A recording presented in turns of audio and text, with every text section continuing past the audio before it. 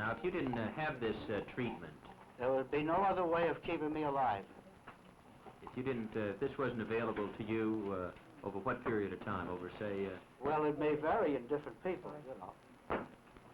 This condition came on me so slowly that my body became accustomed to the high amount of poison that was in the blood. In other words, I could tolerate more than somebody else who had an acute case. Mine was chronic. Now, is this procedure, is this costly, this procedure? It cost, just for the supplies alone, between $5,000 and $6,000 a year. And if I didn't have my wife to act as my nurse for 3 days a week, it would cost me about $10,000 a year.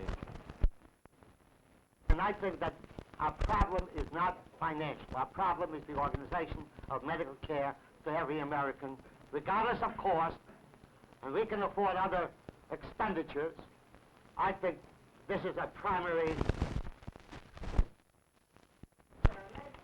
Well, I'd be pleased to do it with permission of the senator, of course, or Mr. Parker is associate. Here, well, give it to us here, and we'll... Now, I'd like you to know this is not a figure taken out of the air.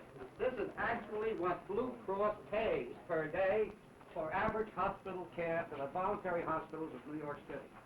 Is $148. $148.20. And if we were, Senator, to amend that chart right behind you, the one that shows the graph, that 304% increase over the period of just this decade would now be in the neighborhood of 500% and would probably hit right to the ceiling of this room.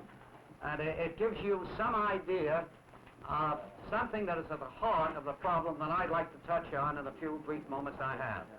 Well, this is interesting because you see the construction wage increase. We've got President's made recommendation to control construction workers' wages, but hasn't done very much in terms of holding down health costs. No, I'm afraid that the lobby is a little stronger in one direction rather than another.